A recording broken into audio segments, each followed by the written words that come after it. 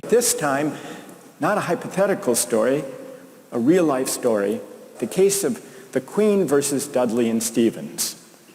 This was a 19th century British law case that's famous and much debated in law schools. Here's what happened in the case.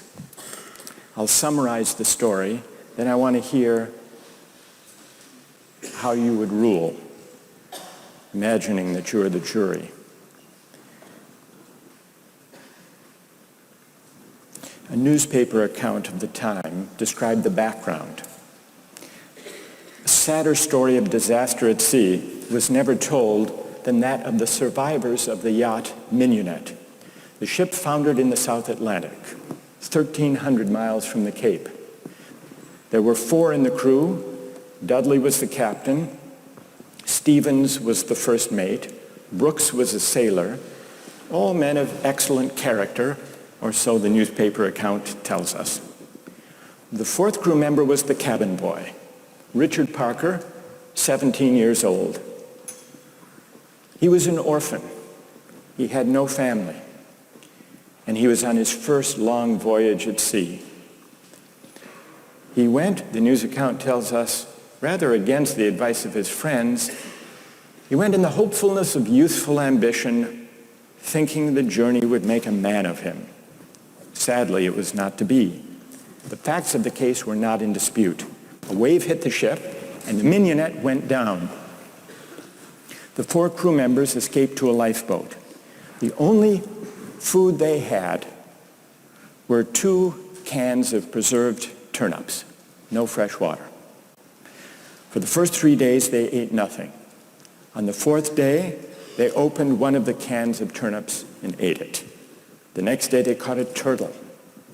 Together with the other can of turnips, the turtle enabled them to subsist for the next few days. And then for 8 days, they had nothing. No food, no water. Imagine yourself in a situation like that. What would you do? Here's what they did. By now, the cabin boy, Parker, is lying at the bottom of the lifeboat in the corner because he had drunk seawater against the advice of the others, and he had become ill, and he appeared to be dying. So on the 19th day, Dudley, the captain, suggested that they should all have a lottery, that they should draw lots to see who would die to save the rest. Brooks refused. He didn't like the lottery idea. We don't know whether this was because he didn't want to take the chance or because he believed in categorical moral principles. But in any case, no lots were drawn. The next day, there was still no ship in sight, so Dudley told Brooks to avert his gaze, and he motioned to Stevens that the boy Parker had better be killed. Dudley offered a prayer. He told the boy his time had come, and he killed him with a penknife, stabbing him in the jugular vein. Brooks emerged from his conscientious objection to share in the gruesome bounty. For 4 days, the 3 of them fed on the body and blood of the cabin boy. True story. And then they were rescued. Dudley describes their rescue in his diary with staggering euphemism, quote, "On the 24th day, as we were having our breakfast, a ship appeared at last. The 3 survivors were picked up by a German ship. They were taken back to Falmouth in England, where they were arrested and tried. Brooks turned state's witness. Dudley and Stevens went to trial. They didn't dispute the facts. They claimed they had acted out of necessity.